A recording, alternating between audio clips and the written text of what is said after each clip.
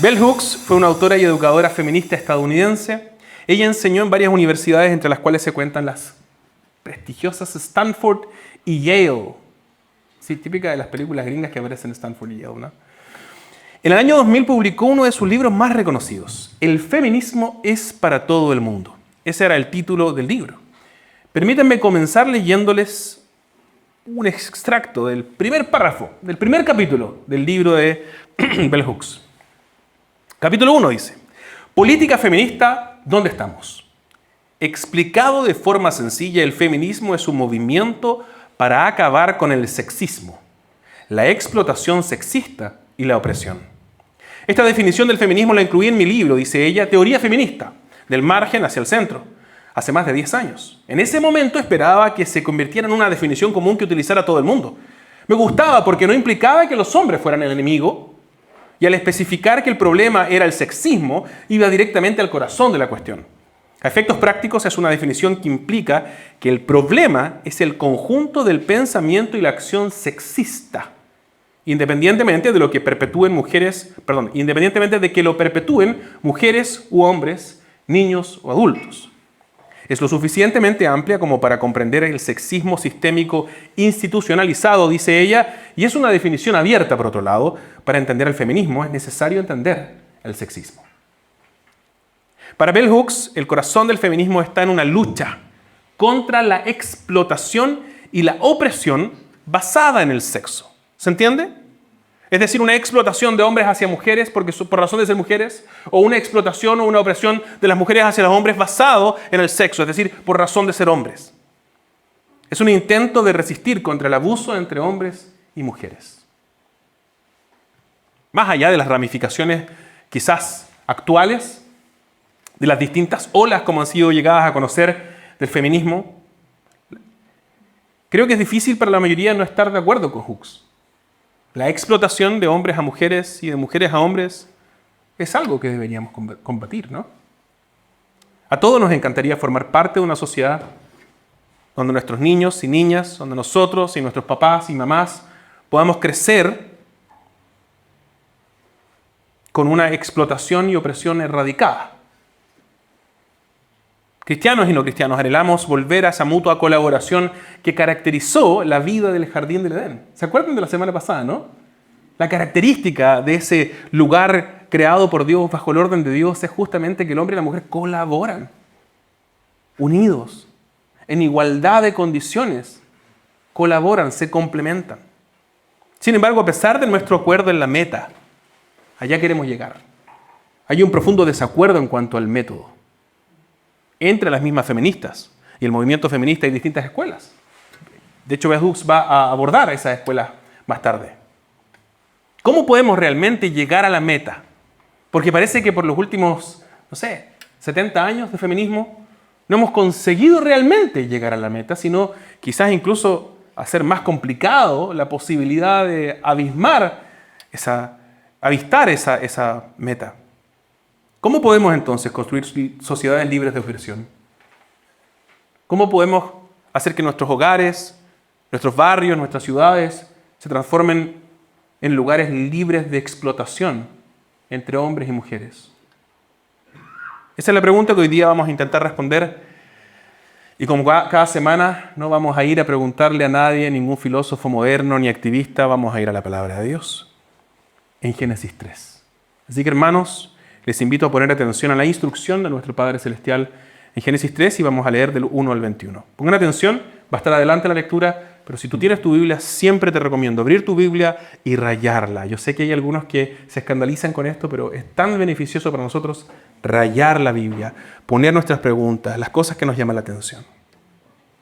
¿Vamos a la lectura? Antes de leer voy a pedirle al Mati si me puede traer un vasito de agua, Mati, por favor.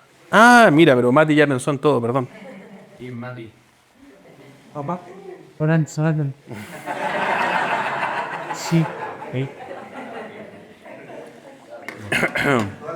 En humildad nadie le gana.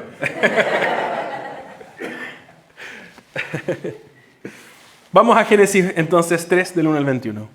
La serpiente era más astuta que cualquiera de los animales del campo que el Señor Dios había hecho. Y dijo la mujer: ¿con qué Dios les ha dicho no comerán de ningún árbol del huerto? La mujer respondió a la serpiente: del fruto de los árboles del huerto podemos comer, pero del fruto del árbol que está en medio del huerto, Dios ha dicho, no comerán de él, ni lo tocarán, para que no mueran. La serpiente dijo a la mujer: ciertamente no morirán, pues Dios sabe que el día de que de él coman se les abrirán los ojos, y ustedes serán como Dios, conociendo el bien y el mal. Cuando la mujer vio que el árbol era bueno para comer y que era agradable a los ojos, y que el árbol era deseable para alcanzar sabiduría, tomó de su fruto y comió. También dio a su marido que estaba con ella, y él comió. Entonces fueron abiertos los ojos de ambos y conocieron que estaban desnudos. Cosieron hojas de higuera y se hicieron delantales. Y oyeron al Señor Dios que se paseaba en el huerto al fresco del día. Entonces el hombre y su mujer se escondieron de la presencia de Dios, del Señor Dios, entre los árboles del huerto. Pero el Señor Dios llamó al hombre y dijo: ¿dónde estás? Y él respondió: te oí en el huerto, tuve miedo, porque estaba desnudo y me escondí. ¿Quién te ha hecho saber que estabas desnudo?, le preguntó Dios. ¿Has comido del árbol del cual yo te mandé que no comieras? El hombre respondió: la mujer que tú me diste por compañera me dio del árbol y yo comí. Entonces el Señor dijo a la mujer: ¿qué es esto que has hecho? La serpiente me engañó y yo comí, respondió la mujer. Y el Señor dijo entonces a la serpiente: por cuanto has hecho esto, maldita serás más que todos los animales y más que todas las bestias del campo. Sobre tu vientre andarás y polvo comerás todos los días de tu vida. Pondré enemistad entre tú y la mujer, y entre tu simiente y su simiente. Él te herirá la cabeza y tú lo herirás en el talón. A la mujer le dijo: en gran manera multiplicaré tu dolor en el parto. Con dolor darás a luz a los hijos.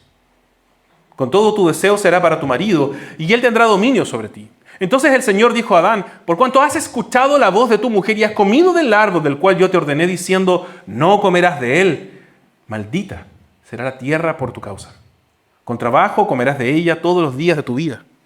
Espinos y cardos te producirá, y comerás de las plantas del campo. Con el sudor de tu rostro comerás el pan hasta que vuelvas a la tierra, porque de ella fuiste tomado. Pues polvo eres, y al polvo volverás. El hombre le puso por nombre Eva a su mujer, porque ella era la madre de todos los vivientes.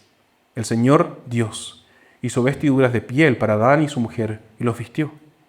Entonces el Señor Dios dijo: ahora el hombre ha venido a ser como uno de nosotros, conociendo ellos el bien y el mal. Cuidado, no vaya a extender su mano y tome también del árbol de la vida y coma y viva para siempre. Y el Señor Dios lo echó del huerto del Edén para que labrara la tierra de la cual fue tomado. Expulsó pues al hombre, y al oriente del huerto del Edén puso querubines y una espada encendida que giraba en todas las direcciones para guardar el camino del árbol de la vida. Hermanos, esta es palabra de Dios. Gracias, Señor. Me voy a tomar la libertad de hacer algo que no hacemos hace rato, y es volver a leer el texto para explicar algunos de los elementos que están presentes. En primer lugar, a veces nos enfrascamos en discusiones respecto de si esto era una serpiente o no era una serpiente, si la serpiente tenía patas y luego se paró y luego fue castigada, o si no era una serpiente y era una suerte de símbolo mesopotámico que se usaba justamente la serpiente para hablar del mal. Más allá de cualquiera de estas discusiones, el texto enfatiza que el punto es que esta serpiente era uno de los animales del campo, verso 1, que el Señor había hecho. No sé si ustedes se acuerdan, pero parece que había un rol definido, hablando de roles de género, ¿no? Había un rol definido entre el género humano y el género animal. ¿Qué debía hacer el hombre y la mujer en relación con los animales? Gobernar, sojuzgar, enseñorearse, dice la Reina Valera, ¿cierto? ¿Y qué hacen acá? Se someten, exacto. Dejan ser influenciados por esta criatura. Es más, es entretenido el diálogo entre la serpiente y la mujer, porque la serpiente dice medias verdades, lo cual nos habla a nosotros de cómo funciona Satanás en nuestras propias vidas, con las medias verdades. Con que Dios les ha dicho, dice el verso 1, no comerán de ningún árbol del huerto.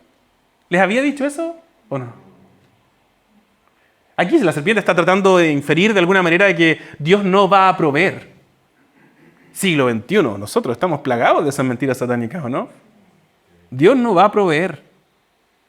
Así que Dios no te va a dar nada bueno. Te va a dejar morir de hambre. Ah. Y ahí vamos nosotros creyendo igual que Eva, cayendo igual que Eva. Pero es una mentira. La mujer responde, y es entretenido de nuevo, cómo ella de a poquito va comiendo, va consumiendo esta duda en torno al carácter de Dios. En primer lugar, aquí hay algo muy interesante. No sé si se fijaron, pero todo el tiempo me costó leer cuando dice el Señor Dios, el Señor Dios, el Señor Dios. En el hebreo, eso significa Elohim Yahweh, que significa básicamente el nombre personal pactual de Dios. Este es el Dios creador de todo. Elohim es el Dios de todo el universo, de todas las religiones, de todos los seres humanos, de todo el cosmos. Pero además es un Dios que se relaciona personalmente con este nombre que Él ha revelado, que es Yahvé, ¿no? Entonces aquí en nuestras tradiciones se pone el Señor Dios. Entonces se está diciendo Yahvé, Dios, Jehová Dios, va a decir la Reina Valera, ¿no? El punto es que este Dios que es el creador de todo cósmico, al mismo tiempo es un Dios relacional, que se está relacionando con Adán y Eva de manera especial. Y la serpiente cambia el nombre de Dios. Con que Dios les ha dicho. Así que este que es solo creador, que no se relaciona mucho con ustedes, no les va a dar nada de comer. Y la mujer responde y dice, del fruto de los árboles del huerto podemos comer.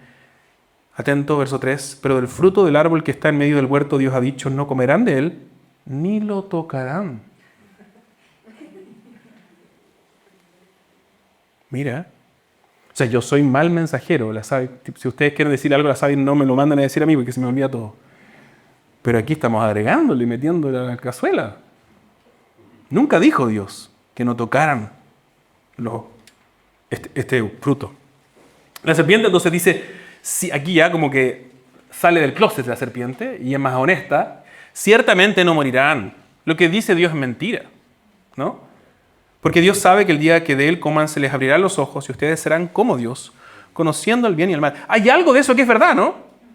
Si ellos comen, efectivamente van a ser en un sentido como Dios, conociendo el bien y el mal. En un sentido, vamos a ver al final del texto que efectivamente eso es lo que pasa. Pero, por otro lado, está dejando a Dios de mentiroso. No morirá.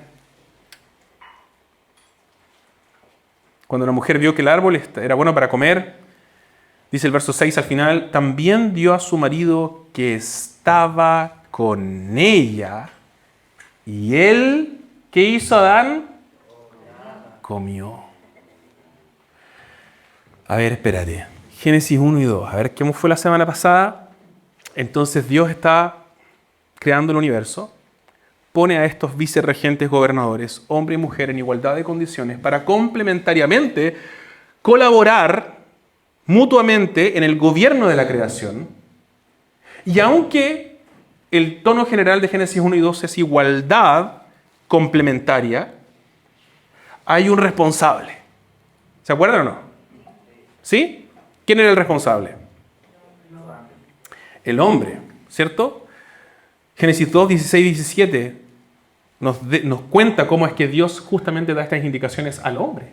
Y le dice estas palabras, estos mandamientos que ahora Eva parece que está repitiendo a partir del traspaso del hombre hacia ella. Pero algo pasó. El hombre, en vez de ser el responsable, como decía el Coco Legrand, fuma. Ahí está. Parado al lado, mirando cómo pasa todo, fuma. Entonces, dice, fueron abiertos los ojos de ambos y conocieron que estaban desnudos. Y cosieron hojas de higuera y se hicieron delantales. Aquí está esta palabra que va a aparecer varias veces, la palabra conocer. Cuando hablamos de conocer, no estamos hablando, en la Biblia ya lo hemos hablado varias veces, no estamos hablando meramente de un conocimiento intelectual, cognitivo, estamos hablando de una relación profunda. Yo quisiera decir aquí que más importante en el sentido de conocer bíblico es la relación, que incluso lo que nosotros entendemos cuando pensamos en conocer, que es esta cosa como abstracta, ¿no? Es imposible conocer abstractamente. Dios conoce al ser humano conoce a Dios, y Dios, Adán y Eva se conocen. Y es tanto así que cuando se habla incluso aparentemente de la relación sexual, de la intimidad más íntima, se describe como el hombre y la mujer se conocieron. El hombre conoció a su esposa. Entonces hay algo aquí que está roto. Porque cuando se habla de que conocieron que estaban desnudos, no estamos hablando de que, no sabíamos que estábamos desnudos, mira qué loco. No. Estamos hablando de que finalmente experimentaron la exposición, la vulnerabilidad. Y de hecho creo que tiene que ver mucho con el árbol del conocimiento del bien y del mal. Aquí no estamos hablando de que, no sabíamos que esto era bueno o malo. Estamos hablando de que finalmente van a experimentar la consecuencia tangible, la diferencia tangible entre lo bueno y lo malo. Finalmente van a ver la diferencia entre vivir con el Dios que les ha regalado toda la vida perfecta en deleite eterno y el mal, la muerte, la maldición, la frustración. El Señor además llama al hombre, de nuevo, ¿no? Ahí está de nuevo. ¿A quién llama? Al responsable. Dejó un responsable y a él lo llama a rendir cuentas. ¿Dónde estás?, le dice. Y ahí está. Conoció el bien y el mal. Tuve miedo, dice el hombre. Y aquí empieza esta batalla interminable que básicamente se concentra en una inversión del orden creado por Dios. El hombre, en el verso 11, Dios le pregunta, ¿quién te ha hecho saber que estabas desnudo? ¿Has comido del árbol? ¿Y qué hace el hombre responsable? El hombre responsable dice, la culpa no era mía, era de mi compañera. Verso 12, la mujer que tú me diste por compañera me dio del árbol y yo comí. Es más, parece ser que no solo culpa a la mujer, sino que además está culpando a Dios, ¿no? Es tu culpa, pues si tú me diste a esta mujer, ¿ah? A nosotros nos pasa eso a veces, ¿no? En última instancia nos enojamos con otros, pero en última instancia nos enojamos con Dios. Es tu culpa, por Dios. Tú hacías estas cuestiones así. Entonces el Señor Dios dijo a la mujer, ¿qué es esto que has hecho? Y ahí va la serpiente, que era la colaboradora. Igualmente, en un sentido, era igual, al mismo nivel que el hombre. Debía colaborar con ella. Si el hombre tenía que poner la cara, la mujer tenía que poner el hombro. ¿Y qué hace la mujer? Lo mismo que el hombre. Se da la vuelta y dice, no, ese fue. Como los niños chicos, ¿no? No, mi hermana fue. La lucía todo el tiempo. La serpiente me engañó y yo comí. Y el Señor dijo a la serpiente, ¿por cuánto has hecho esto? Maldita serás más que todos los animales. Ojo que la maldición no es ni contra el hombre ni contra la mujer. ¿Te fijaste eso? Dice, maldita serás mujer, maldito serás hombre. No. Maldita serás serpiente. Y aquí hay un juego de palabras, porque no sé si te fijaste, si tienes la Biblia abierta, ahí puedes revisar el verso 1. A ver el verso 1. La serpiente era más astuta que cualquiera de los animales del campo que el Señor Dios había hecho. ¿Y ahora qué dice el verso 14? Maldita serás más que todos los animales y todas las bestias del campo. Aquella que era más astuta, ahora es la más maldita. La más juzgada. La que más juicio de parte de Dios debe esperar. Sobre tu vientre andarás, polvo comerás todos los días de tu vida. Y aquí está lo que los padres de la iglesia llamaron el protoevangelio. Pondré enemistad entre tú y la mujer, entre tu simiente y su simiente. Él te herirá la cabeza y tú lo herirás en el talón. Hay una complejidad en el texto porque muchas veces saltamos rápidamente y decimos, aquí viene Jesús a salvarnos, bacán. Y sí, claramente hay una promesa de eso, pero por muchos años esto se interpretó simplemente como una constante tensión, un intento deliberado del hombre, una lucha entre el hombre y la serpiente. La serpiente constantemente va a intentar dominar, dañar y matar al hombre, el género humano. Y la humanidad va a tener que luchar contra la serpiente constantemente. Y estoy full on con el protoevangelio. Vamos a Jesús. Pero díganme si no es la realidad constante de nuestras vidas, que la serpiente constantemente quiere engañarnos a nosotros, a nuestros hijos, a nuestras familias, para destruirnos. Y está ahí, constantemente. A la mujer le dijo, en gran manera multiplicaré tu dolor en el parto. ¿Se acuerdan ustedes de esa palabra en Génesis 1:2? ¿Qué había que multiplicar? multiplíquense y llenen la tierra. Génesis 1, ¿cierto? ¿Qué está pasando acá? Multiplicaré tu dolor en el parto.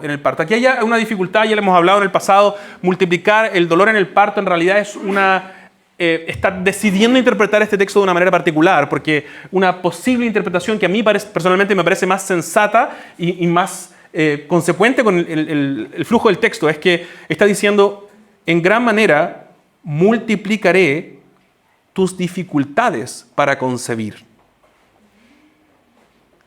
El texto no solo permite, sino que parece ser que prefiere esa traducción. ¿Por qué? Porque más tarde usará las mismas, explícita y textualmente las mismas palabras en el hebreo para hablar del hombre y la dificultad que tendrá para labrar la tierra. O sea, la misma palabra en hebreo, ni siquiera es como la misma raíz lejana, no, la misma palabra. Entonces, la misma palabra, es decir, si la mujer va a tener dificultades para concebir, el hombre va a tener dificultades para producir a partir de la tierra. Y aquí hay algo muy interesante. Dice el verso 16. Con todo tu deseo será para tu marido y él tendrá dominio sobre ti. Hay algunos que dicen, tu deseo, aquí claramente está hablando del deseo sexual, pero en el texto no hay señales de eso. La próxima vez que va a aparecer este término, el deseo, va a aparecer justamente en el contexto de Caín y Abel. Y le va a decir Dios mismo a Caín, a ver si lo logro ver acá.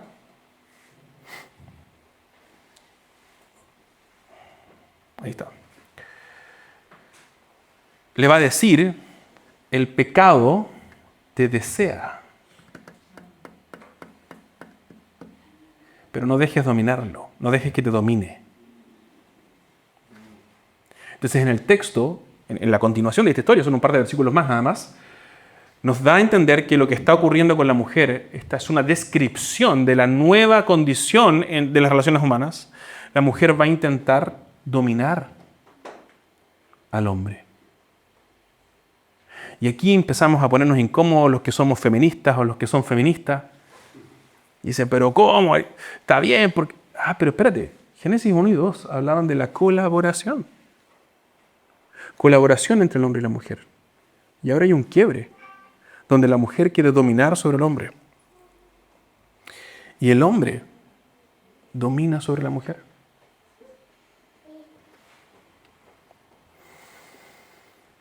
El verso 17 dice que Dios le dice a Adán, has escuchado la voz de tu mujer. Esa es una palabra clave en hebreo. Shema, ¿se acuerdan de la Shema de Deuteronomio 4? Escucha, oh Israel. No es simplemente oye, ¿no? No es como, mira, ponte los audífonos y escúchalo en HD, ¿no? En High Fidelity y cómprate un buen equipo. No. El punto es, escuchar significa obedecer. Es más parecido a nuestra expresión chilena, hacer caso. Hacer caso es escuchar, sí, pero si no haces caso, si tú le dices, sí, mamá, ya te hice caso, porque te escuché nomás, pero no has hecho lo que te dice, bueno, probablemente te llegue una chancla de la mamá, ¿no? Por cuanto has escuchado la voz de tu mujer, en vez de escuchar la instrucción del buen Dios, Adán ha escuchado el mal consejo de su compañera. En vez de ser ese complemento que necesitamos tener constantemente, hombres y mujeres, de decir, hey, estás equivocándote acá. No, aquí no. Dijo, ya, bueno, voy a escuchar, voy a someterme a tu consejo en vez del de Dios. Así que de nuevo ahí va. Y maldita será. ¿Quién, Eva? ¿Adán? No. Maldita será la tierra por tu causa. Con trabajo comerás de ella, con dificultad. Ahí está de nuevo la palabra anterior. Con trabajo, con dificultad, comerás de ella todos los días de tu vida. Espinos y cardos te produciré y comerás de las plantas del campo. De nuevo está esta idea de Génesis 1 y 2. ¿Se acuerdan que había toda esta abundancia para disfrutar de todos los frutos, de todos los árboles, de toda la hierba del campo? Y de repente ahora solo hay espinos y cardos. Comerás el pan con el sudor de tu rostro hasta que vuelvas a la tierra, porque de ella fuiste tomado, pues polvo eres y el polvo volverás. El hombre le puso por nombre a Eva, su mujer, porque era la madre de todos los vivientes. Y la historia termina en el verso, los versos del 22 al 24 en realidad, pero el verso 22 dice, este es Dios diciendo, ahora el hombre ha venido a ser como uno de nosotros, conociendo el bien y el mal. Ahora el hombre y la humanidad, experimenta ese saborcito amargo, esas semanas difíciles, ahora experimentamos, ahora realmente conocemos el bien y el mal. Después de una semana difícil, después de noticias tristes, después de pérdidas, después de dolores, después de estrés, después de enfermedad, no sé si a mí me quedan muchas ganas de seguir conociendo la diferencia entre el bien y el mal. Entonces esta mitología moderna del siglo XXI donde decimos, oh, pero es que Dios no quiere que nosotros conozcamos. Sí, yo no quiero que mi hija conozca el dolor de la depresión, no quiero que conozca el abuso, la opresión, no quiero que conozca la violencia, claro que no quiero que la conozca. Ojalá que le tengo que advertir de ello, pero no quiero que la experimente. Esa es la preocupación de Dios. Y entonces Dios, en un acto de misericordia, dice, no vaya a extender su mano y tome también del árbol de la vida, porque si come va a vivir para siempre, en ese estado de semi-muerto, constantemente desconectado de Dios, constantemente subyugado al experimentar lo malo. Así que lo expulsa. Podemos pasarnos horas recorriendo la riqueza de la antigua narrativa hebrea. Esta es alta prosa, además, este Génesis 1, Génesis 2, Génesis 3 alcanza un poquito de esta cosa así, pero riquísima, ¿no? Pero vinimos a Génesis 3 buscando respuestas respecto del género, ¿no? Y las encontramos.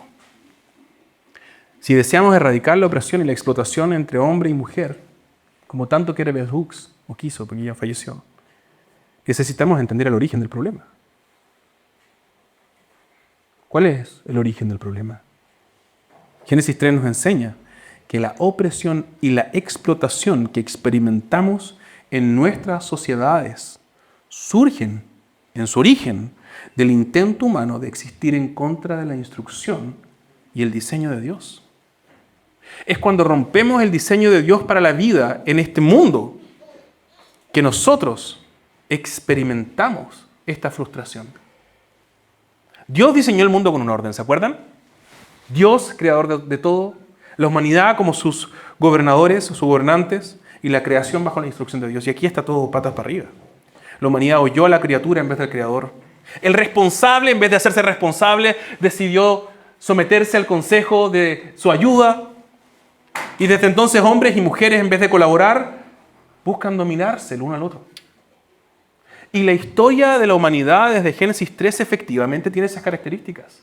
Podemos criticar todo lo que quieran, pero efectivamente ha habido un dominio violento y opresivo de hombres hacia mujeres. Reconozcámoslo de una vez por todas. Las mujeres no podían participar de la vida civil hasta hace ¿cuánto? ¿50 años atrás? ¿70 años atrás?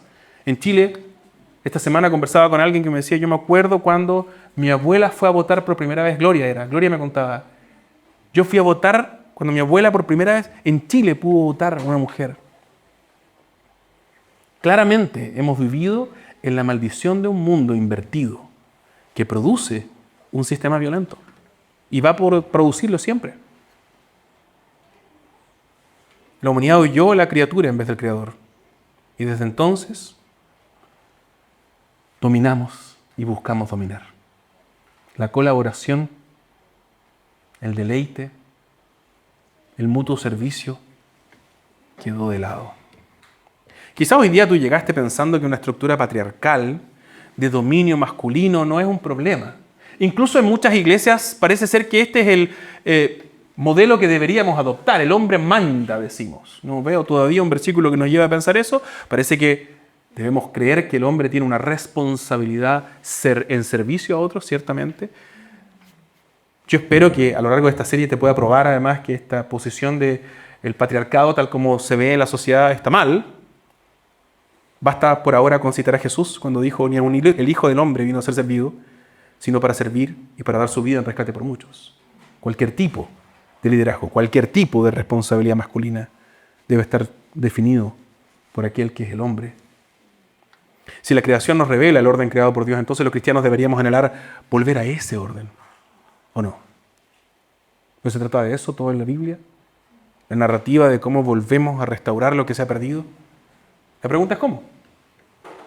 Quizás hoy día has asumido que lo que necesita el mundo para librarse de esta opresión es simplemente empujar con más fuerza, nuestras agendas ideológicas, nuestros más combos ideológicos, ¿no? Así que decimos, vamos entonces, hay que ser feminista radical y vamos a ponernos los pañuelos verdes. ¿Verdes son o morados? Verdes, ¿no? Ah, de los dos, ok. Y de repente compraste un Macombo y tienes que discernir la diferencia entre las ricas papas fritas del McDonald's y las malas hamburguesas del McDonald's. Tienes que discernir entre aquello con que Jesucristo está de acuerdo con el feminismo o al revés, con aquello con que esta escuela o tal escuela feminista está de acuerdo con Jesús y las áreas en las que tenemos que pararnos y decir esto no, esto está mal, esto contradice aquello que es bueno. Y es bueno porque nuestro Dios es bueno y Dios bueno nos ha dado esta instrucción. Quizás tú siempre has asumido que lo que necesita entonces es esta fuerza feminista. Sin embargo, como bien va a denunciar la mismísima Bell Hooks en su libro, ese tipo de opresión, ese tipo de explotación surgen rápidamente incluso dentro de los mismos movimientos feministas. ¿Cómo nos libramos entonces? El relato de Génesis 3 tiene el propósito de recordarnos que nuestros sistemas opresivos no surgen meramente de una distorsión de buenas intenciones. Surgen del intento profundo del ser humano de invertir el orden creado por Dios. Génesis 3 está acá para que sepamos tú y yo que mientras el orden de Dios no sea restaurado, pon atención, mientras el orden de Dios no sea restaurado, el mundo va a seguir viendo a hombres y mujeres en un constante intento de dominarse mutuamente. Feminismo, patriarcado, machismo, ponle la etiqueta que quieras, pero estamos condenados a esa existencia a menos que el orden de Dios sea restaurado. El mundo va a seguir viendo a hombres y mujeres en un constante intento de dominarse, en vez de colaborar unos con otros. Sea el machismo, quizás que en Chile está un poquito más arraigado, o el embrismo, que en lugares como Éfeso, que vamos a llegar a recorrer en esta serie, estaban en un momento muy arraigados. Las mujeres eran ciudadanas de primera categoría y los hombres por allá abajo. Nuestra historia parece un constante ciclo de opresión y explotación. Y en Génesis 3, Dios quiere advertirnos como iglesia, como su pueblo, como individuos y como colectivo, que ni el mejor sistema humano puede eliminar el potencial opresivo del género humano. Para lograr eso, debe venir un hijo de mujer que aplaste la cabeza de la serpiente en vez de obedecerla, que gobierne el mundo para cuidarlo y no para usarlo, que obedezca en temor a Dios y no a los hombres. Ese hijo de mujer ya vino. Vivió obedeciendo al Padre y no a la serpiente. Vivió honrando y sirviendo en amor y no dominando y explotando. Cargó sobre sí con la responsabilidad de otros. Él es el fin de la opresión y la explotación. Él es el nuevo Adán, dice el apóstol Pablo, que habiéndose dado por nosotros, resucitado, nos invita a formar parte de una nueva humanidad. Estas son palabras del Nuevo Testamento, no estoy yo inventando aquí. Él nos invita a formar parte de una nueva humanidad definida ¿por quién? Por Él. Hombres y mujeres que colaboran y se cuidan mutuamente para bendecir a otros, no para usar a otros. Que eligen servir en vez de dominar, amar en vez de usar. Cuando hablamos de ser una familia de Jesús para Vitacura, es de eso que estamos hablando. Hombres y mujeres que aman, que se colaboran, que se cuidan mutuamente, que deciden irremediablemente ser definidos por Jesús y no por la cultura, al servicio de otros y no de nosotros mismos. Hermanos, hermanas, tú, tu pareja, tus hijos, tu familia, tu iglesia y tu ciudad necesitan desesperadamente que asumas el llamado de Cristo. No a ser definido o definida por esa antigua pareja. No a ser miembro definido por la antigua humanidad, buscando, iba a decir estúpidamente, pero sí, estúpidamente buscando ser definidos por algo que no es Dios. Estúpidamente cayendo una y otra vez en el engaño de la serpiente y sus medias verdades. Si no, estás invitado a seguir al nuevo Adán, nuestro buen Señor Jesús. Al ser definido en Él por su servicio amoroso, por su salvación, por su amor, por su gracia, por su Espíritu Santo que viene a morar en nosotros, nosotros comenzamos de repente a entregarnos a otros en servicio y no en dominio, en amor y no en imposición. Filipenses 2 dice: haya pues en ustedes esta actitud que hubo también en Cristo Jesús, el cual, aunque existía en forma de Dios, no consideró el ser igual a Dios como algo a que aferrarse, sino que se despojó a sí mismo tomando forma de siervo. Que nuestra forma de vivir, cuando estamos reunidos y cuando estamos dispersados, sea una ventana a la belleza con que Cristo transforma el mundo. Porque, hermanos, ninguna escuela de feminismo, ningún sistema conservador ni progresista es capaz realmente de ofrecer lo que tenemos en Cristo. Amor sacrificial, amor comprometido, amor por otros y no un amor interesado. No necesitamos más movimientos políticos, sociales, no necesitamos más agenda de uno por otro lado. Lo que necesitamos es cristianos y cristianas que toman su vocación en Cristo, que son redefinidos en Cristo y que deciden abiertamente vivir ese compromiso en su familia, en su barrio y en todas las esferas de la vida donde están. Así es que comenzamos de a poquito a ordenar nuestras pequeñas esferas de la creación con base en lo que Dios ha ordenado. La humanidad bajo Dios, al servicio de la creación. ¿Les parece si oramos por eso? Y le pedimos al Espíritu Santo que nos ayude. Es una tarea titánica. Padre, cuando nos preguntamos cómo podemos construir sociedades, un futuro para nuestros niños también, que esté libre de explotación, de opresión, como vemos en tantos otros lugares del mundo, reconocemos que en realidad esa explotación y esa opresión surge cada vez que nosotros mismos escuchamos el consejo de la serpiente en vez del tuyo. Te pedimos, Padre, que tú construyas este tipo de comunidades rebeldes contra el susurro opresivo de la serpiente,